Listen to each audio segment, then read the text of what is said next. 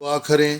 آسمانی باپ، ہم تیرے پاک روح کے لیے دعا کرتے ہیں کہ وہ ہم پر آئے، اور جب ہم تیرے کلام کو بیان کرتے ہیں، سنتے ہیں، تو فضل دے کہ تیرے روح کے وسیلہ سے تیرے کلام کو بیان کر سکیں اور تیرے کلام کو سمجھ سکیں۔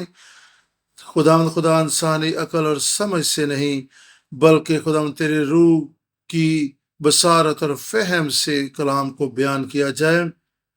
تیرا کلام ہمارے لیے تقویت کا باعث ہو، اور تیرا کلام ہمیں فتح بخشے۔ تیرے فضل کے لیے تیرا شکر ہو، یسوع ناصری کے نام میں آمین۔ آدم سے نوح تک کا نسب نامہ۔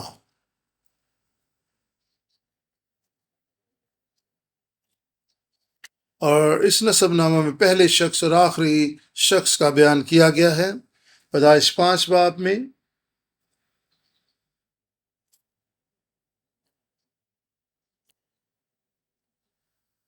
یسایہ 46 باب 9 اور 10 سال سے کل میں نے بیان کیا تھا کہ خدا نے شروع سے آخر تک کلام کیا۔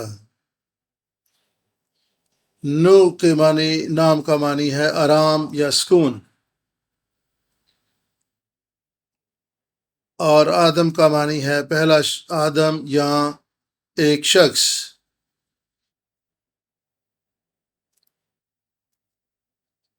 اور یہ مخلصی کی تاریخ کی عکاسی کرتے ہیں۔ آدم سے نو تک کا نسب نامہ۔ نو کے زمانے میں عدالت ہوئی، اور متی 24 باب 37 آیت میں خداوند یسوع مسیح نے کہا کہ ابن آدم کا آنا ایسی ہوگا جیسے نو کے زمانے میں ہوا تھا۔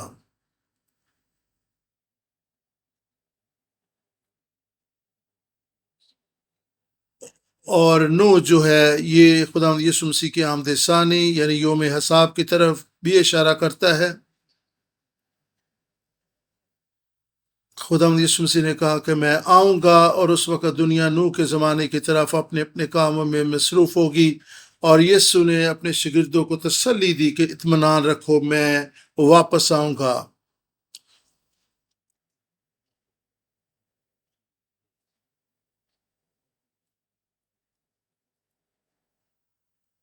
اور جب آپ پڑھتے ہیں تو اپنے نوٹس پر دھیان رکھیں، کوئی چیز آپ چھوڑ نہ دیں۔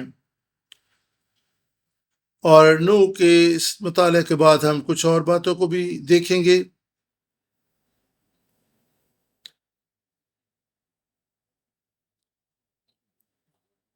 آدم اور ہنوک اور نوح یہ تینوں عام شخصیات ہیں اس نسب نامے میں۔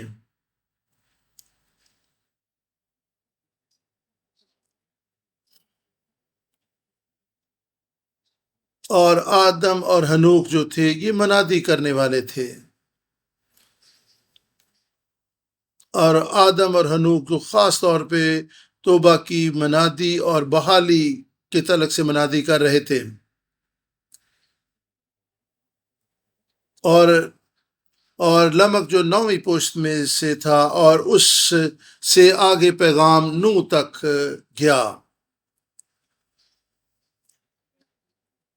اور لمک نے اپنے بیٹے کا نام نوح رکھا کہ یہ ہمارے ہاتھوں کی مشقت اور محنت سے ہمیں رہائی دے گا، اور زمین کے سبب سے جس پر خدا نے لعنت کی ہے ہمیں آرام دے گا۔ ہنوک کا پیغام کیا تھا؟ ہنوک کا پیغام یہی تھا کہ توبہ کرو اور بحال ہو جاؤ۔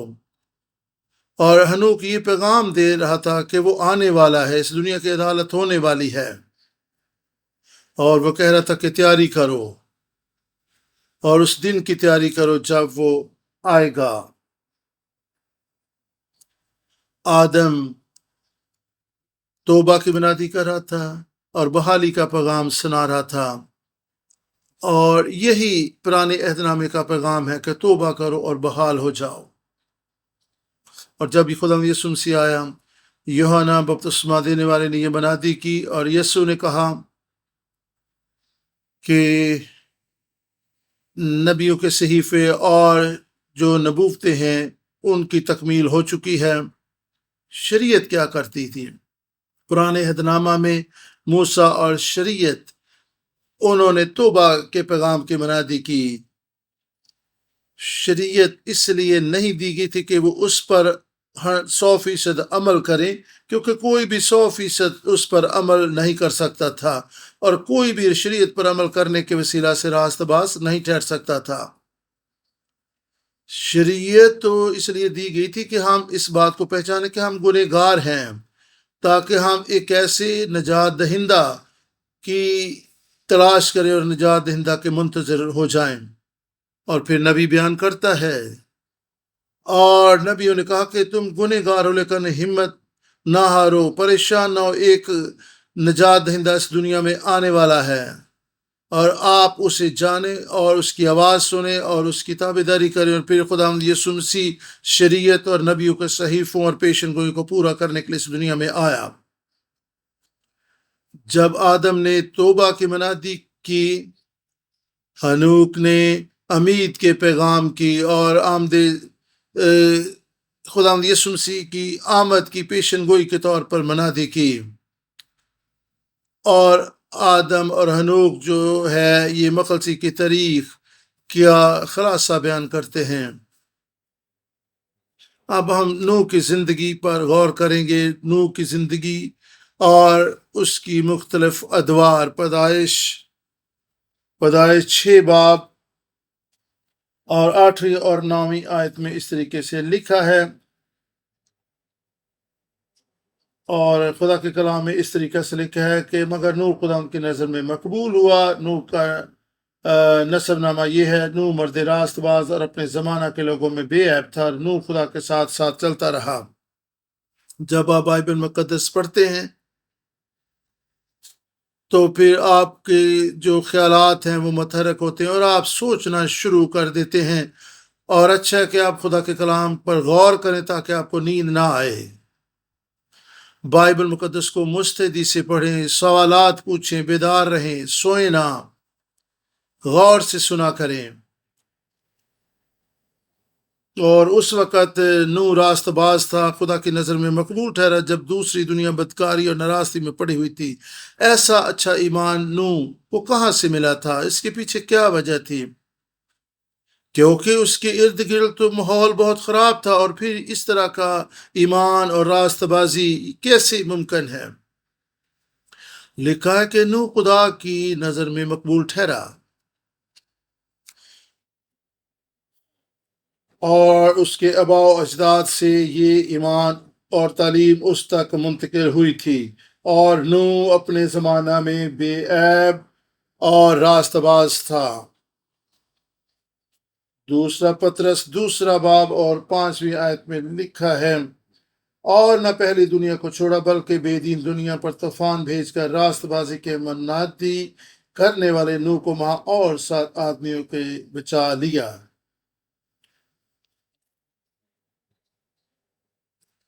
یہ وہی پیغام ہے جو پہلے بھی سنایا گیا تھا۔ یہودا 14-15 آیت میں بھی ہم اس پیغام کو دیکھ سکتے ہیں کہ وہاں پر بھی ہنوح کی منادی کا ذکر کیا گیا ہے۔ اس نے خداوند کو آتے ہوئے دیکھا تاکہ وہ بے دینوں کی عدالت کرے، یہودا 14 اور 15 آیت میں۔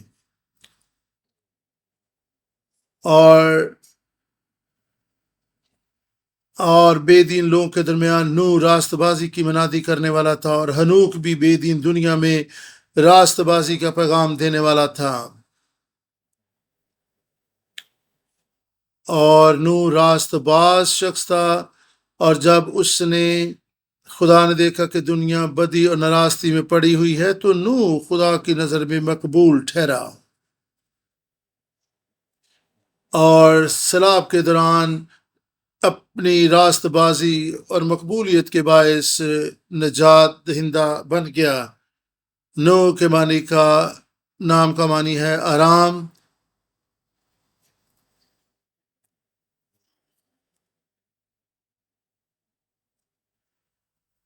اور نوح جو ہے مسیح یسوع کی تصویر کشی کرتا ہے، خاص طور پہ مسیح یسوع کی آمد ثانی کی تصویر بیان کرتا ہے۔ میں اس کے نام کے معنی جو عبرانی میں ہے ان کو بیان کرنا چاہوں گا۔ اس کا مطلب ہے آرام۔ نو کے معنی، نو کے نام کا معنی ہے آرام۔ نو کے معنی، نام کے معنی کو سمجھنے کے لیے شابت یعنی سبت کو جاننا ہوگا۔ سبت پیدائش ایک باب میں اور دوسرے باب میں سبت کو متعارف کرایا گیا جب خدا نے تخلیق کا کام 6 دن میں پورا کر لیا، اور جب خدا نے آدم کو بنایا اور جب خدا نے سب کچھ بنا کر کہا اور دیکھا اور کہا کہ اچھا ہے۔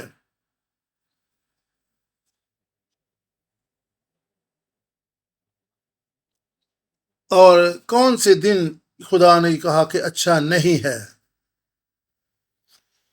6 دن تو خدا نے کہا تھا کہ اچھا ہے۔ 6 دنوں کے درمیان ایک دن خدا نے کہا تھا کہ اچھا نہیں ہے۔ آپ کو پتہ ہے کہ وہ کون سا دن تھا؟ دوسرے دن خدا نے دیکھا اور کہا کہ اچھا نہیں ہے۔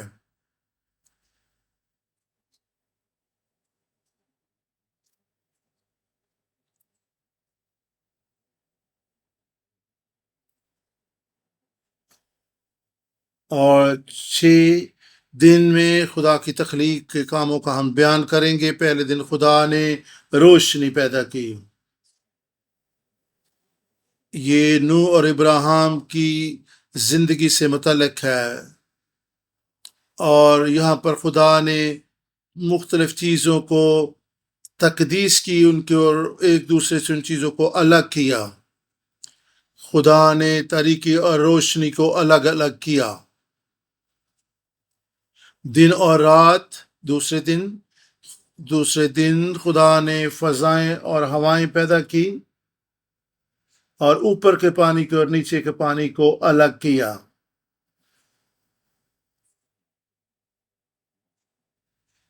تیسرے دن خدا نے کس چیز کو الگ کیا؟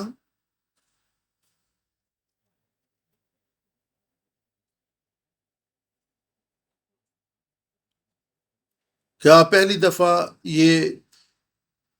یہ پیغام اور یہ تقسیم کے بارے میں آپ سن رہے ہیں؟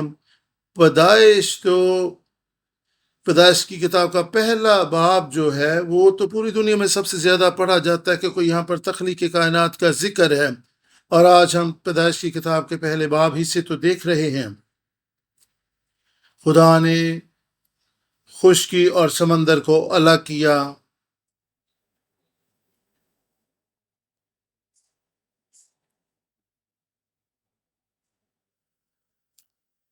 یہاں پر تخلیق کائنات کا پس منظر ہمارے سامنے ہے، اور چوتھے دن جو ہے، اور یہاں پر چوتھے دن خدا نے کس چیز کو الگ کیا؟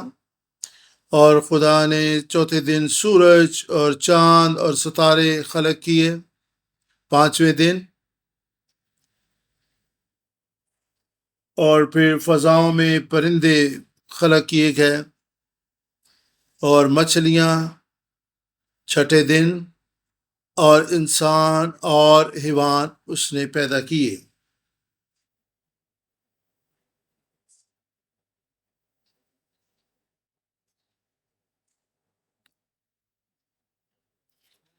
جہاں پر ایک ترتیب ہمیں نظر آتی کہ کس ترتیب سے خدا نے سب کچھ خلق کیا۔ یوحنا کی انجیل میں بھی یہی ترتیب بیان کی گئی ہے، اور خداوند یسوع مسیح کی خدمت کو اس طریقے سے یوحنا رسول نے بھی اسی طرز پر بیان کیا ہے۔ یسوع نور ہے، یسوع زندگی کی روٹی ہے۔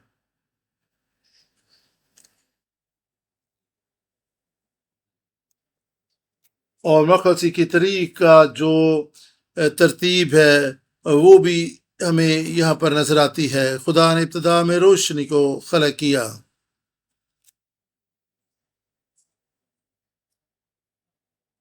پہلا شخص جس نے روشنی پائی،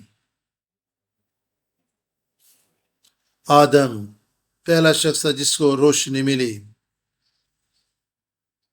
اور پھر پانیوں کا جدا کیا جانا، اوپر کے پانی اور نیچے کے پانی کا جدا کیا جانا،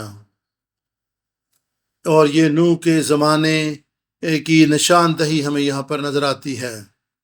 نوح کے دور میں اور زمین کے سوتے بھی پھوٹ نکلے اور آسمان سے بھی پانی برسنا شروع ہو گیا، اور پھر خدا نے خشکی یعنی زمین اور پانیوں کو الگ کیا، سمندر کو الگ کیا۔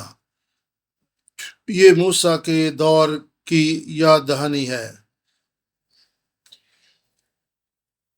اور پھر نیر اکبر اور نیر اصغر، اور پھر یسوع آفتاب صداقت ہے۔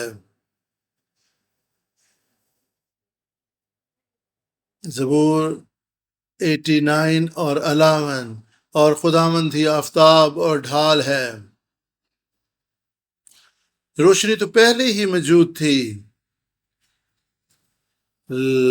لائٹ نور جو ہے وہ کلام خدا ہے، اور کلام ہی روشنی ہے، اور لوگ تو اپنی آنکھوں سے خدا کو دیکھنا چاہتے ہیں، کہتے ہیں کہ وہ خدا جو نظر نہ آئے نا، ہم اس کو کیسے مان سکتے ہیں؟ وہ ایسا خدا چاہتے تھے جو مجسم ہو کر ان کے درمیان آتا، اور یسوع آفتاب صداقت ہے، یسوع کلام خدا ہے۔ یوحنا نے خداوند سے یہ کلام لیا اور اس نور کی منادی کی۔ یوحنا پہلا باب بیان کرتا ہے کہ یوحنا جو تھا وہ نور تو نہیں تھا، اور بلکہ وہ چاند کی طرح سورج سے روشنی لے کر اس کو منعکس کرنے والا تھا۔ اور ہمارے فلکیات جو ہیں وہ بیان کرتے ہیں کہ چاند جو ہے وہ سورج کی روشنی سے روشن ہوتا ہے، اور چاند کی اپنی روشنی نہیں ہے، وہ سورج سے روشنی لیتا ہے، اور ستارے اور سورج ہماری زمین سے کہیں بڑے ہیں، اور نظر آتا ہے کہ ستارے جو ہیں وہ چھوٹے ہیں، وہ چمکتے دمکتے ہوئے ہمیں نظر آتے ہیں، اور یہ سارا کچھ خدا نے خلق کیا تھا۔ اور پھر خدا نے 5ویں دن پرندے اور مچھلیاں بنائیں، اور پرندے فاختہ جو ہے یہ رول کو اس کی طرف اشارہ ہے، یسوع کے مطابق، اور مچھلیاں جو ہیں وہ جال میں جو آتی ہیں، اس سے مراد ایماندار ہے، اس سے مراد کلیسیا ہے۔ اور 6 نمبر پر خدا نے آدم اور انسان اور حیوان کو پیدا کیا۔ مکاشفہ کے اخیر زمانے کی طرف یہ اشارہ ہے، وہاں پر ہمیں انسان اور حیوان کا ذکر ملتا ہے، اور 7واں دن سبت یعنی ابدی سبت جس کے ہم منتظر ہیں۔ جہاں پہ میں نے جو فہرست بیان کی ہے یہ کلام کے مطابق ایک ترتیب ہے۔ سبت کا تصور جو ہے اس لیے نہیں کہ خدا تھک گیا تھا کام کر کے اور اسے آرام کی ضرورت تھی، ایسا نہیں ہے۔ اس کا یہ مطلب بھی نہیں کہ خدا کے پاس کرنے کے لیے کچھ نہیں تھا اس لیے اس نے آرام کیا۔ خدا نے تو پلک جھپکتے کلام کیا اور سب کچھ بن گیا۔ اور کیوں خدا نے یہ ترتیب رکھی؟ خدا نے ہمیں پہلے سے بتا دیا کہ مخلصی کی تاریخ اس طرح سے ترتیب پائے گی۔ عبرانی لوگوں کے فہم و فراست کے مطابق سبت جو ہے اور سبت کے دن یہ اس دن بادشاہ جو ہے وہ تخت عدالت پر اپنے تخت پر بیٹھتا ہے۔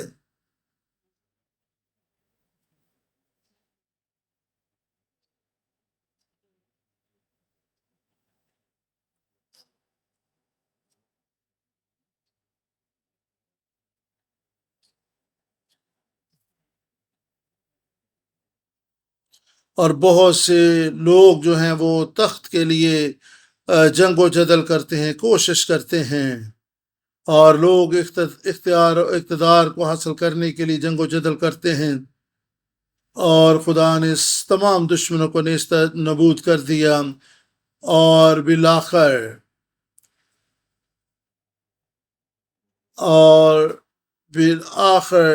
تمام دشمن نیست ہوں گے، کوئی اس تخت کے لیے جنگ نہیں کرے گا۔ اور خدا ہمیں اس بات کا یقین دلاتا ہے کہ میری بادشاہی کا عصا ابدی عصا ہے، اور میرا بادشاہ ابدی بادشاہ کو جو اس زمین پر، اس کائنات پر سلامتی سے حکومت کرے گا، اور ہم بھی اس بادشاہ کے ساتھ مل کر اس دنیا پر حکومت کریں گے۔ سب دشمن نیست ہوں گے، اور بادشاہوں کا بادشاہ تخت پر بیٹھے گا، اور ہم اس کے ساتھ مل کر بادشاہی کریں گے۔ اور یہ ہے سبت، حقیقی سبت۔ اور غور کریں کہ ایسے بادشاہ کے نیچے لوگ کیسا تحفظ محسوس کریں گے۔ اب ہم اس بات کے منتظر ہیں کہ آسمان کی بادشاہی پھیلتی چلی جائے، اور خدا یہی کچھ تو کر رہا تھا۔ جب خدا نے آرام کیا تو خدا یہ کہہ رہا تھا، وہ تخت پر بیٹھ سکتا تھا، اور اور اس نے بادشاہ آدم کو بادشاہ کے طور پہ بنایا تھا، اور کہہ سکتا تھا کہ میں مالک ہوں اور تو میرا مقرر کردہ بادشاہ ہے، تو اس کائنات کو سنبھال اور اس پر اختیار حاصل کر لے۔ آدم کی ذمہ داری یہ تھی۔ پیدائش 2:15 میں خدا نے آدم کو باغ عدن میں رکھا تاکہ وہ باغ کی گلہ بانی اور نگہبانی کرے۔ گلہ بانی کا کیا مطلب یہ ہے کہ کیا یہ اس کو کوئی کام اور ذمہ داری کی تھی کہ وہ کسان کا کام کرے؟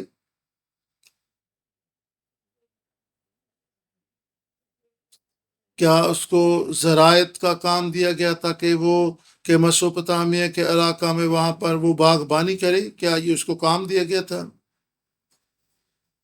اور باغ عدن ایسے جیسے خدا کا مقدس ہو۔ دو الفاظ جو گلہ بانی اور نگہبانی کے لیے استعمال کیے گئے ہیں،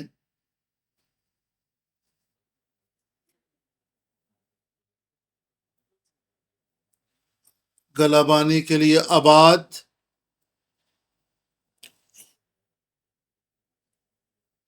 اور اس کا مطلب ہے عبادت کرنا، خدمت کرنا، خداوند کی پرستش کرنا۔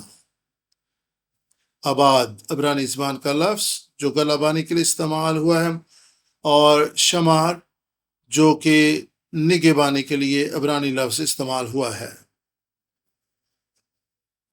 اس کا معنی ہے مشاہدہ کرنا، دیکھ بھال کرنا، نظر رکھنا اور محفوظ رکھنا۔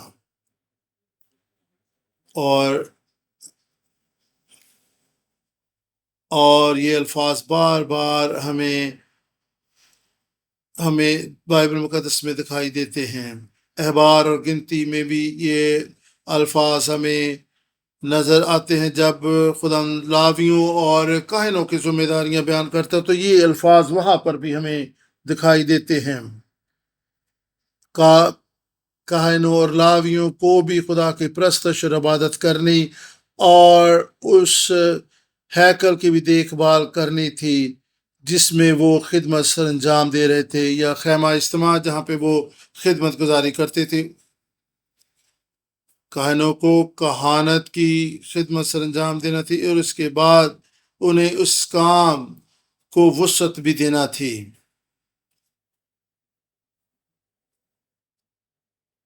اور آج کی اصطلاح میں انہیں بشارت کا کام کرنا تھا، انہیں خدا کے کام میں وسعت لانی تھی۔ جب ہم بشارت کا کام کرتے ہیں تو ہم وسعت دیتے ہیں خدا کی بادشاہی کو، ہم خدا کی نیکی اور بھلائی کو لوگوں کے سامنے بیان کرتے ہیں، اور ہم خدا کی بادشاہی کو وسیع کرتے چلے جاتے ہیں۔ اور یہ ہے سبت، اور شبات جو ہے یہ ایک جاری رہنے والا ایک عمل ہے، اور اس کا اختتام کا معنی ہے حکمرانی کرنا۔ عبرانی فہم و فراست کے مطابق یہ لطف اندوز ہونے، خدا کی حکمرانی سے لطف اندوز ہونے کے معنی بھی دیتا ہے۔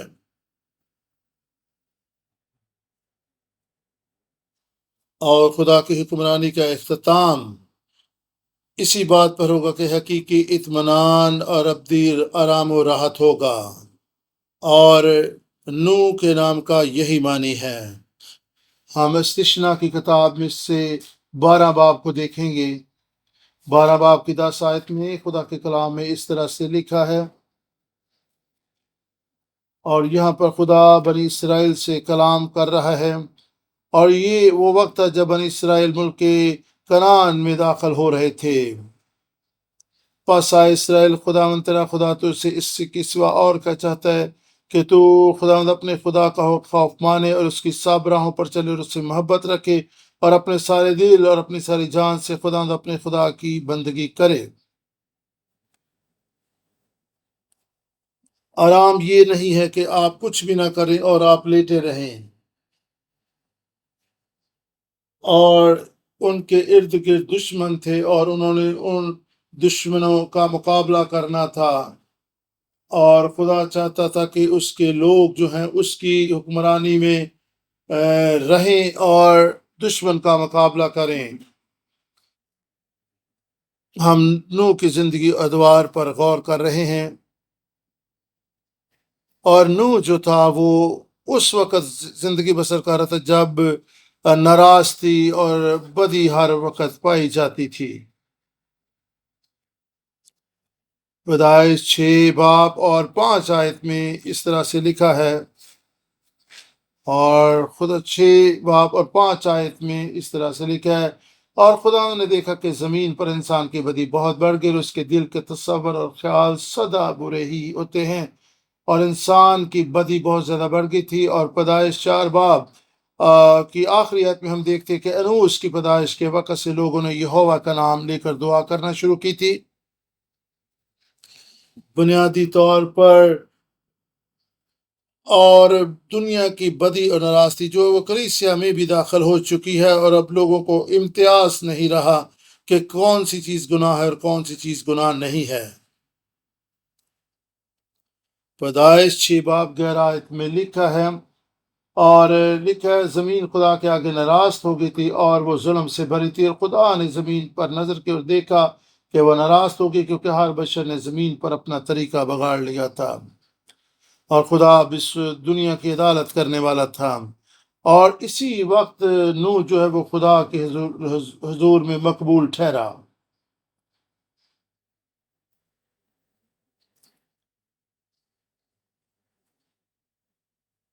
اور خدا تلاش میں تھا کہ کوئی ایسا شخص مل جائے، اور یہاں پر خدا آج بھی ایسے لوگوں کی تلاش میں ہے۔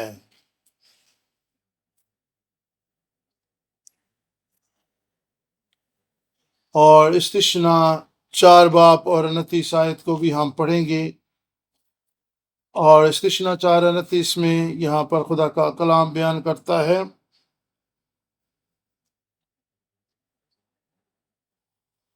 وہاں بھی اگر تم خداوند اپنے خدا کے طالب ہو تو وہ تجھ کو مل جائے گا، بشرطے کہ تو اپنے پورے دل سے اور اپنی ساری جان سے اسے ڈھونڈے۔ نوح نے کشتی بنائی اور خدا کی طرف سے ملی گئی ہدایت کے مطابق ہی اس نے کشتی بنائی، باغ عدن کی طرح، اور باغ عدن جس طرح سے ایک ہیکل کی مانند تھا، نوح کی کشتی جو ہے اور خدا کی ہدایت کے مطابق ہی کشتی بنائی گئی تھی۔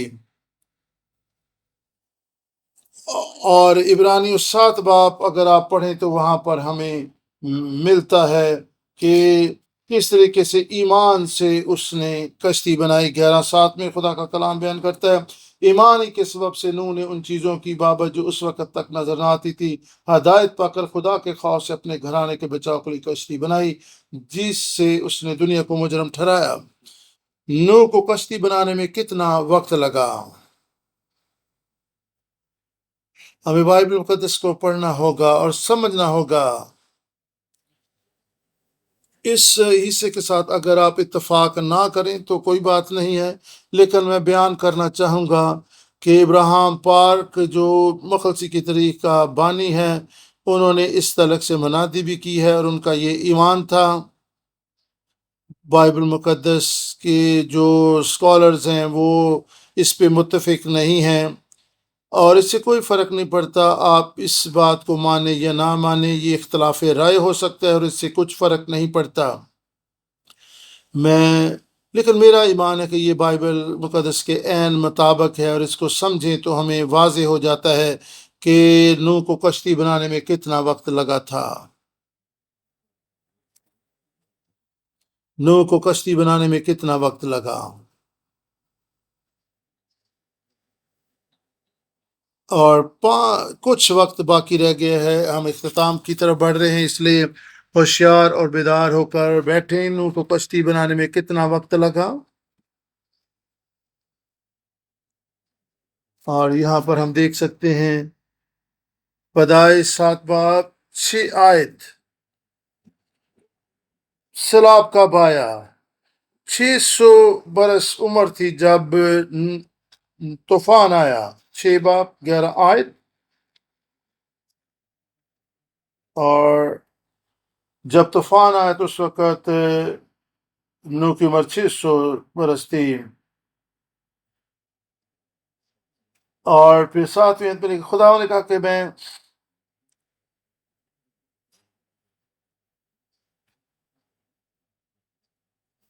اور یہ کہا جاتا ہے پیدائش 6 باب 3 آیت کے مطابق کہ پیدائش نوح کو کشتی بنانے میں 120 برس لگ گئے۔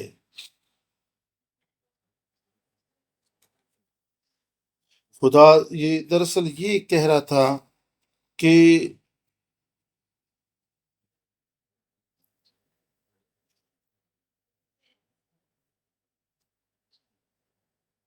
اور یہاں پر انسان کی عمر بیان کی گئی ہے کہ اس کی عمر 120 برس ہوگی، یہاں پر کشتی بنانے کا عرصہ بیان نہیں کیا گیا۔ 6 اور 7واں باب اگر آپ پیدائش کی کتاب کا پڑھیں تو کئی چیزیں آپ کو واضح ہو جائیں گی۔ نوح کے 3 بیٹے تھے، نوح کے 3 بیٹوں کے بعد خدا نے اسے ہدایت دی تھی۔ 6 باب 10ویں آیت میں اس طرح سے لکھا ہے، اور اس سے 3 بیٹے سیم، حام اور یافت پیدا ہوئے، پر زمین خدا کے آگے ناراض ہو گئی تھی، وہ ظلم سے بری تھی، اور خدا نے زمین پر نظر کی اور دیکھا کہ وہ ناراض ہوگی، کیونکہ ہر بشر نے زمین پر اپنا طریقہ بگاڑ لیا، اور خدا نے نوح سے کہا کہ تمام بشر کا خاتمہ میرے سامنے آ پہنچا ہے۔ نوح کے 3 بیٹوں کی پیدائش کے بعد ہی خدا نے اسے ہدایت کی کہ وہ کشتی بنائے۔ پیدائش 7واں باب 6 آیت کو 11 آیت کو بھی آپ پڑھیں، اور جب آپ عبرانی زبان میں خدا کے کلام کو پڑھتے ہیں تو آپ کو کئی چیزیں مزید واضح ہو جاتی ہیں۔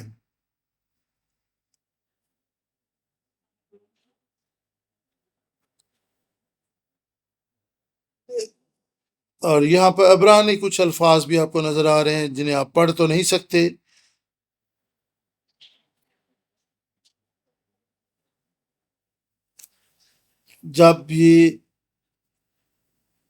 جب یہ عبرانی کے الفاظ واو اور یہ الفاظ بیان کرتے ہیں، ایک تسلسل کو بیان کرتے ہیں، اور یہ مسلسل بار بار دہرائے گئے ہیں۔ اور کیوں یہ عبرانی کے الفاظ بار بار دہرائے گئے ہیں؟ یہ ایک ترتیب ہے، اور یہ کسی ایسے واقعہ کے بارے میں بیان کی گئے ہیں جو بار بار ہوتا ہے، اور پھر یہ ایک سلسلہ وار جو واقعات ہوتے ہیں ان کے لیے یہ الفاظ استعمال ہوئے، پھر ایسا اور اس کے بعد یہ اور اس کے بعد ایسا ہوا۔ 10 سے 11 آیت، اور انگریزی زبان میں اگر آپ اس کو اگر آپ پڑھتے ہیں،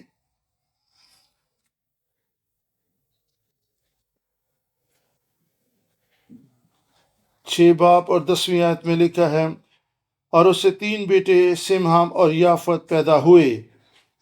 اور یہاں پر سلسلہ گفتگو آگے بڑھتا ہے، پر زمین خدا کے آگے ناراض ہو گئی تھی اور وہ ظلم سے بھری تھی۔ اور یہاں پر ترجمہ میں کچھ چیزیں مس کی گئی ہیں۔ اور خدا نے زمین پر نظر کی اور دیکھا کہ راست ہو گئی ہے، کیونکہ ہر بشر نے زمین پر اپنا طریقہ بگاڑ لیا تھا۔ اور پھر خدا نے نوح سے کہا، تمام بشر کا خاتمہ میرے سامنے آ پہنچا ہے۔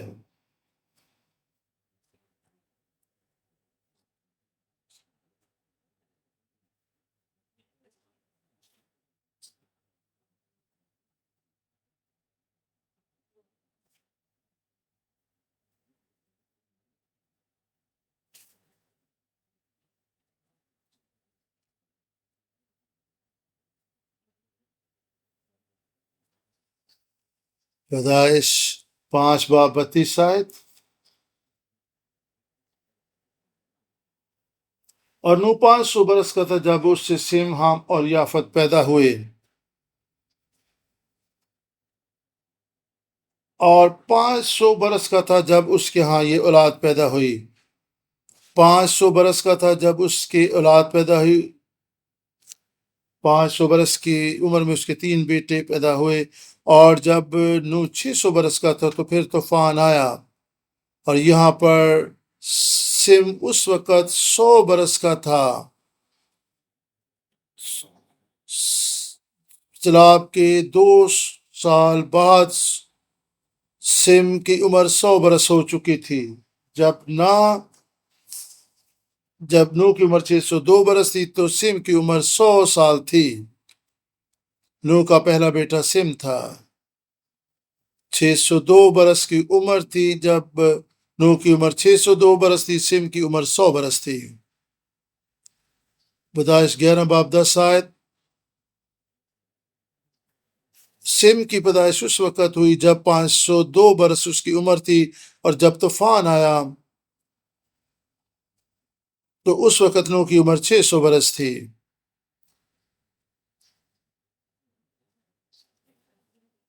میں بیان کر رہے تھے، خدا نے نوح کو زیادہ سے زیادہ وقت دیا تاکہ وہ کشتی کو بنا سکے۔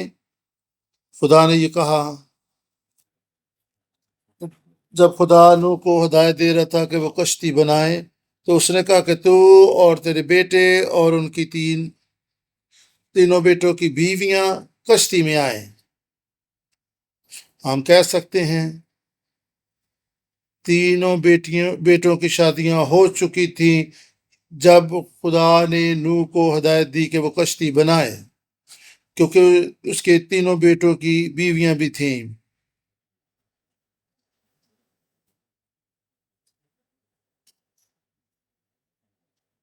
اور مختصر عرصہ میں تینوں بیٹی کی شادی ہوئی، تو یہ مختصر عرصہ کون سا ہو سکتا ہے؟ 15 برس کی عمر میں شادی تو بہت جلدی ہے۔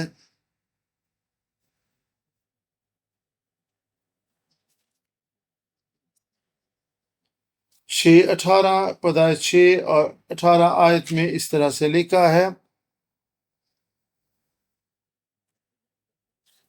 پر تیرے ساتھ میں اپنا عہد قائم کروں گا اور تو کشتی میں جانا تو، اور تیرے ساتھ تیرے بیٹے اور تیری بیوی اور تیرے بیٹوں کی بیویاں۔ نوح کی عمر کے مطابق سیم کی شادی ہو چکی تھی اور حام کی شادی بھی ہو چکی تھی، اور 519 برس کم از کم بھی ٹائم ہو تو حام اور یافت کی شادی کے وقت نوح کی عمر 519 برس تھی۔ کتنا وقت نوح کو ملا کہ وہ کشتی بنا سکے؟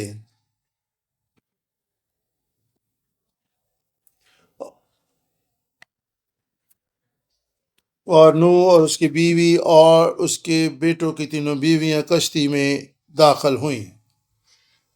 زیادہ سے زیادہ کتنا وقت اس کو ملا؟